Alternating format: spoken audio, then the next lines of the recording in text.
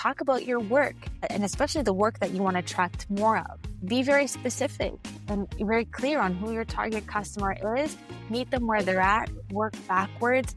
So it's the same business fundamentals as any other, or marketing fundamentals as any business, but the expectation or the bar is much higher.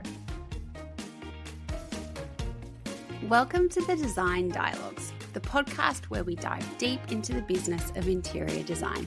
I'm Beth, the founder of More Time to Design and a designer with over 13 years of experience. I'm here to help you navigate the challenges of running a successful studio, whether you're a solo designer or leading a team. Each week, I chat with industry experts and share practical insights to help you streamline your processes, grow your business, and create a studio that thrives. Thanks for tuning in, and I hope you enjoy our Design Dialogues. Hi everyone, welcome to this week's episode of the Design Dialogues podcast, and this week I am joined by Daniela Furtado from Findable Digital Marketing, all the way from Toronto. Hi Daniela. Thank you for having me. Oh, it's such a pleasure. So I always start by asking, what can you see out your window? And I know that we're on opposite sides of the planet, so it's a little bit dark where you are. It is, but I can see my front lawn. We have a beautiful garden. We've got a beautiful tree hanging over my office, and yeah, the autumn colors. So beautiful. So lovely. So tell us a little bit about your company, which is a digital marketing agency, and you have a real passion and interest in marketing to affluent clients, so the luxury end of the market. But yeah, tell us a little bit about you and your company. Yeah, so the company is called Findable Digital Marketing, and as the name suggests, we are a digital marketing agency. Most of our clients are in the design and build industry. That's our specialization. And over the years, we've created a program tailored for the industry. Many of your listeners probably, they're not selling t-shirts for $20. They're not looking for 200 customers a month. I'm guessing many of them are selling premium services that start at least at $10,000. And so that requires a special way of doing business and a specific kind of marketing strategy.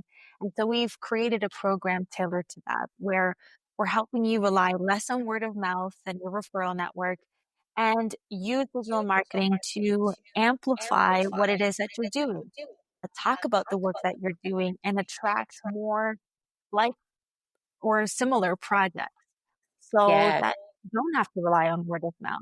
So our program is about 1 year. That's how long most of our client engagements are. And the goal is by the end of the year, increase website traffic by 5 times and sales increase by double or sometimes even triple. Yeah, wow. So it's really interesting. So often when you hear people talking about like interior designers wanting to, like they're very aspirational and they want to work at that kind of really high-end point of the market because I think so often it's perceived that like it's just big budgets and it's lots of fun. And it is an area of the market that has a whole heap of different challenges compared to some other parts of the market. One of the things that I think so often people wonder about when they're trying to break into that kind of, grow their projects in terms of size and scope is, how do you find these clients? Like how are they on the internet? Are they on Instagram? Are they actually any different from your more run-of-the-mill clients? Like that is something that I hear a lot of designers going, well, how do you get into that market? Yeah, these are really great questions. So I think the first question was, who are affluent customers or clients? Yeah. And the second question is, are they online? Mm. So to answer the first question, we typically think that affluent people are old, male, and pale. And this is changing, at least in North America, and I imagine in Australia and New Zealand as well. They're becoming younger. When we look at the wealthy here in North America, they're becoming Gen X and millennials and no longer just baby boomers. We're seeing Mm. more and more wealthy people in their 30s and 40s. It doesn't have to be until you're in your 60s. And we are also seeing that the majority of them are actually Asian. 27% of the upper class in the USA is Asian, and then 18% is white. And we're also seeing that more and more of them are online.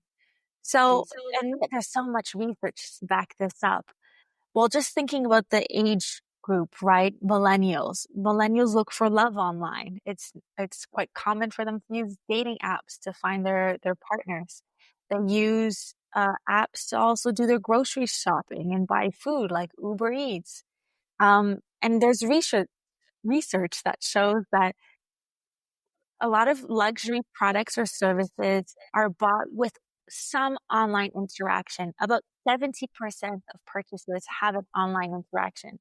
Yeah, I think that's yeah, I was going to say I think that's so interesting that kind of looking at the demographics of it all because I think you're right. A lot of people like the people that are now like I would say, you know, sitting in that top echelon, they're not necessarily older people. They are people who have worked or not necessarily grown up, but they've worked in and are very comfortable in the digital environment.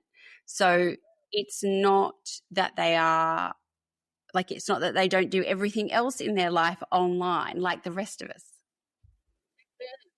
Absolutely, exactly. They are online. But the way they make buying decisions is different, not because they're wealthy, but because what you're selling is high risk. You know what I Yeah. mean? Yeah. Yeah.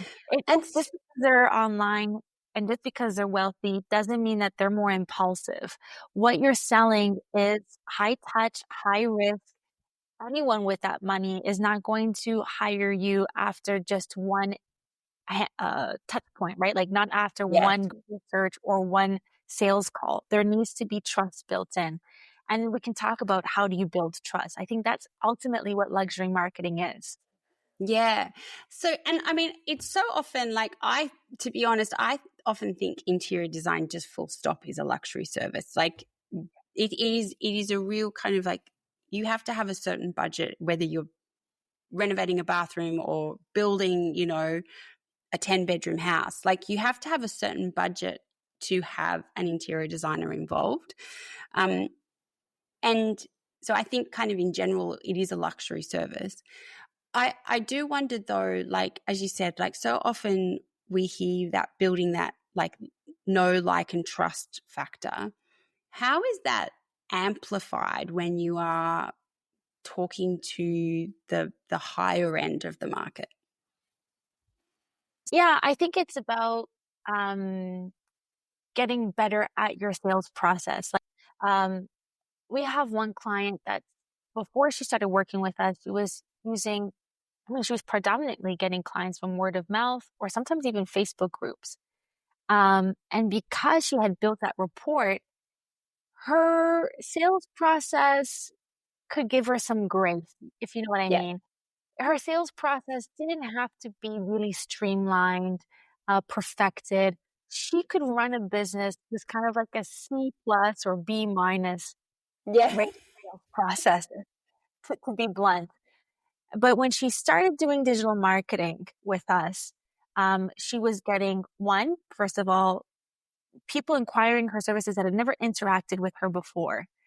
So whether they had a low budget or a high budget, they're coming to you kind of cold. Yeah. And two, she was also doing, whether it was digital marketing or from her networking efforts, she was getting higher leads coming in. And so the bar is higher. So she had to look at her sales process and say, okay, it has worked for me up to this point, but I got to improve it. So maybe I need to look at my copy and how I'm speaking to people over email and tighten it up a little bit, make the turnaround times faster. Maybe I need to have more material prepared and my case studies need to be stronger and have numbers on hand faster. So it's already what you're doing, but better. Yeah. And that's really interesting. So often we talk about how some of the best like referrals you get are from previous clients, word of mouth, like all of that kind of stuff. But there is definitely a point in your business where you need to grow outside of that, and you need to kind of rely on digital marketing tools to do that. How do you help build that knowability of yourself kind of with those people who are finding you that are much colder leads? So if someone's coming to you as a referral from a friend, you've done their friend's kitchen kind of thing, that ex-client, they are doing a lot of the heavy lifting for you Right. in terms of they're Selling. praising you, they're doing the selling for you. Whereas someone finds you cold off Instagram or they don't know anyone else who's worked with you, you really have to do that. How Yes. is the best way for someone to do that? You have to have a process. Yeah. It's got to be streamlined, right? So usually you got to start with an introduction call. You have to know how to filter people. You have to have your qualifiers pretty well defined. Yeah. It starts with a contact form, having a thorough contact form. And then what happens afterwards? Um, Booking a call. Now, I think it's best to give people the ability to book a call with you directly on your website. Mm, Kill deals. yeah. But that's just a little bit of a personal preference. I think for some people that could be overwhelming that you wake up one day and you have a sales call that day and it could get overwhelmed, especially if you're not at your desk all the time, right? You could be doing Yeah. there are ways around that. You could like block off your calendar. But yeah, what happens after they contact you? Is this streamlined? Do you have an automated email? Do you send them a list of some people send in an investment guide? Do you send them kind of a portfolio, a case study of what success looks like, what to expect, how long it takes, what the minimum prices are, and then Yeah. get the call? Then that call, is it streamlined again? Do you take leadership of the call or you're going with the flow of the inquiry? That you should not. Yeah. You should have questions lined up. And Yeah. are you able to sell them to the next step, which is usually a design consultation? A Mm, lot of people expect that when you're doing marketing for the first time and you're attracting cold leads, that people are going to be primed and ready to buy from you from the first call. No, people need multiple touch points. They need yeah. to, how do I say, like, they're not going to buy the full package from day one. Get them to No. try small service, which is a consultation, get a taste of what it's like working with you before they were to invest more time and energy. Yeah, it's so interesting. It's funny. So I talk about this in my course, step one, which is the taking an inquiry or a lead through to a signed contract. And I talk about like the education funnel that you need to take your client or that inquiry on, because stuff that they're seeing on, and this is particularly for, I suppose, what we'd think of as cold leads.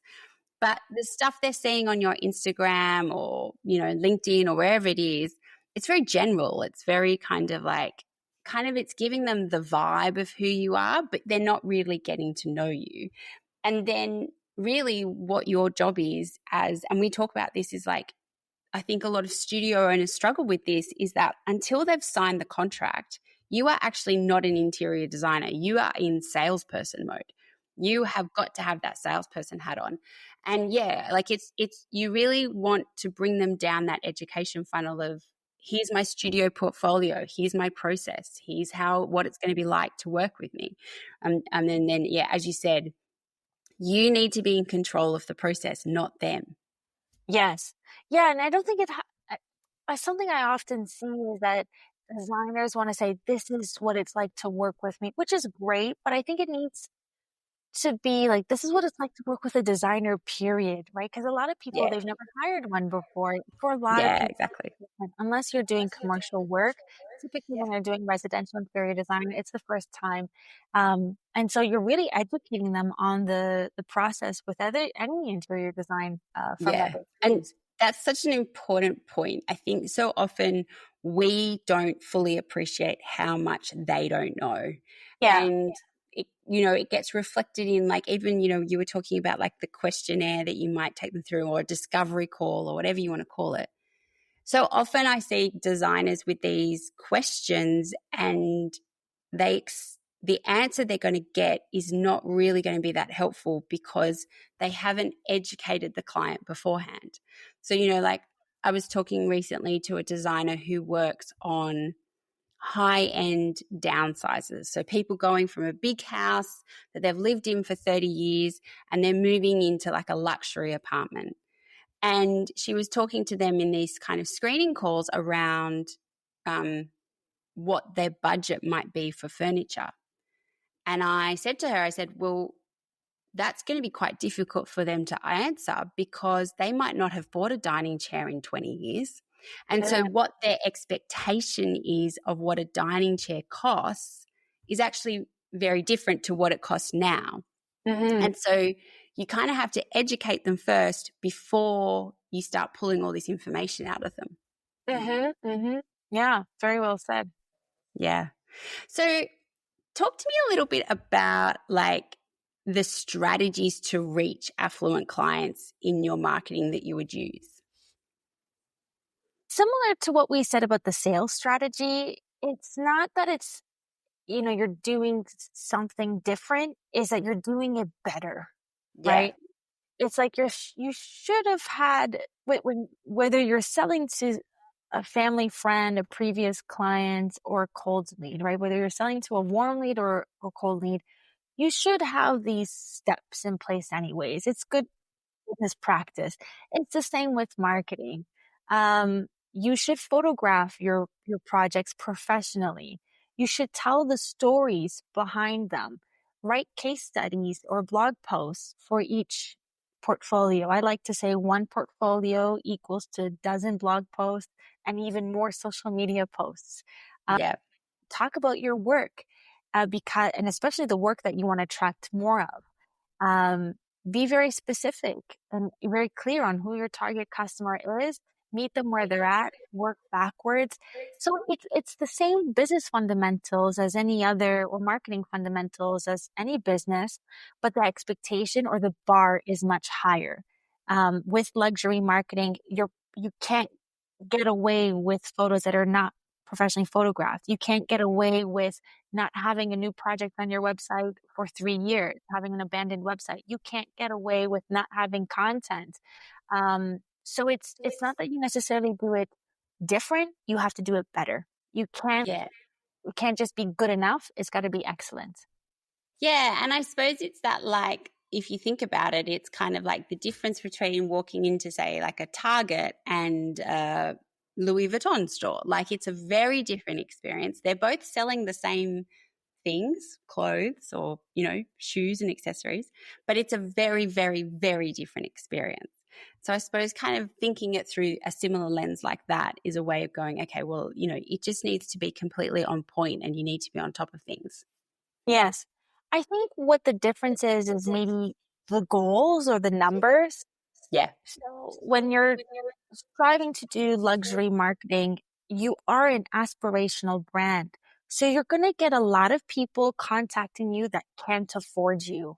Yeah. And what I often see designers do is they say no to those because they say, well, I want a dozen clients that have really high budgets and I don't want to serve the rest. And then they say, oh, my marketing is not working because the time between each sale or each inquiry is so large because your filters are so high. Yeah. It's not that that's a bad thing, but you have to be prepared for that. Yeah. And I would like to encourage interior designers to have a budget friendly option. Maybe it's a design day, maybe it's a consultation, because it's very anxiety inducing in the beginning, right? In the beginning, when you're striving to be a luxury firm, that transition to get there, it's very anxiety inducing to go months without closing a sale, because the budgets were not high enough. Like if Yeah. people are contacting you and they got a little bit of a budget, is there a budget friendly service that you can provide them that makes sense for the both of you? It's got to be a win-win. It's And going to flow. yeah. It's to keep your team busy, so that when that big opportunity does come, you're ready for it.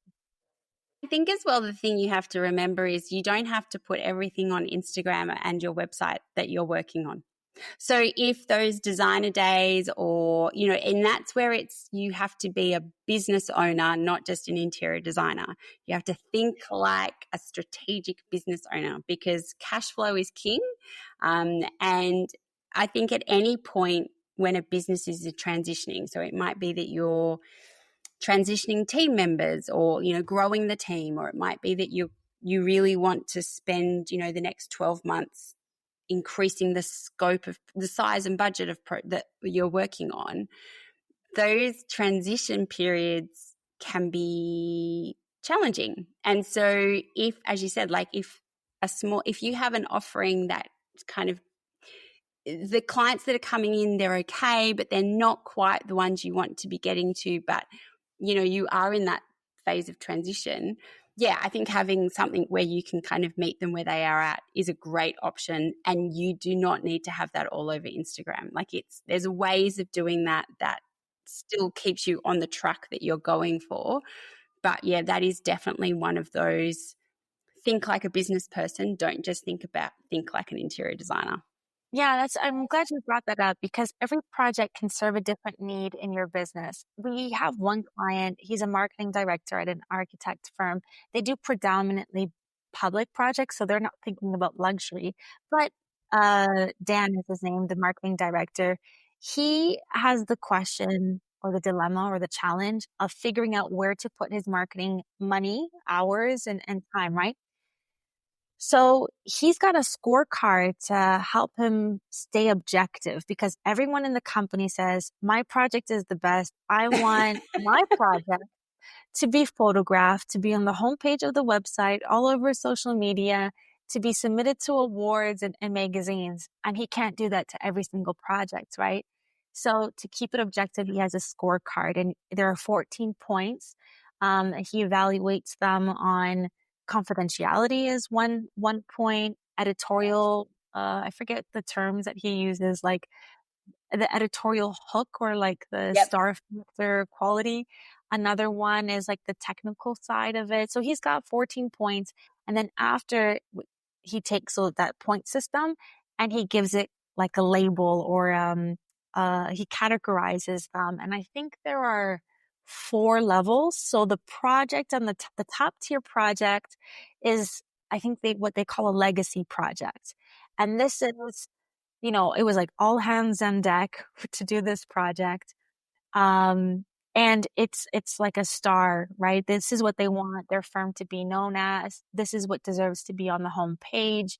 We're going to hire a professional photographer and videographer. We're going to submit it to all the magazines. We're going to put a lot of our marketing time and money behind this. And then there's the second tier is something like a featured. So Yep. they'll get a professional photographer, but maybe he'll write it himself instead of hiring a copywriter, and they will put it on social media. And then the project below that, I think, is called a highlight, and they won't hire a professional photographer. Dan has his own personal camera and he'll shoot it himself. And then the very bottom, I forget what they call it, but the very bottom are projects that we'll never see. Will never be on social media, will never be on the website. They'll just keep an internal record of it. And really the purpose is just why it's just too technical, it was too niche. Well, maybe the purpose of this project is just, keep the lights on, easy Yep. cash. You know what I mean? So every project serves its purpose. It doesn't have to have an all or nothing approach. It's too high Yep. risk, I think, as a Yep. business. So we're only going to get high quality ones because the reality is unless you're a star, you're a celebrity designer and everyone is begging to work with you, unless you're that, the reality is that star projects don't come falling into your lap every single week. Um, No, and I think like yeah, like I even think for like the big name designers, like, I've worked actually for two of Australia's biggest interior designers, and they definitely have projects that we're not photographing these or we're not, and quite often it's because it might be that the client had the right budget, but for a whole heap of reasons, they didn't, the aesthetic wasn't right, or it didn't fit in with the editorial direction that the studio was going with at the time. So Mm-hmm. I think having an understanding around, as you grow your studio, there really is this tier of projects that you'll be working on. And yeah, thinking as a business owner is so important in that kind of decision making. Yeah, you got to be careful, with that hierarchy system because sometimes clients will get offended. Yeah. What? What? Yeah. I've been on the website and I only made it to the TikTok Yeah. account, the Instagram reel. That Yeah, exactly. Why am I on the homepage? I love it. I love it. Oh, that is so true. So I would love to know what excites you about the digital marketing space at the moment? Ooh, okay. Well, my favorite part about digital marketing right now is email. I'm really into email. I have my own email newsletter. This year was my goal to be consistent with it. So I was writing it once a month and now I've transitioned to every week. That's going to be my 2025 goal. I love it. It's like you don't have the interference of an algorithm to keep up with. It's just me and the subscribers. Um, they're short. They're 30, sorry, not 30, they're 300 words. And Beth, like people actually respond. We have an email So list. good.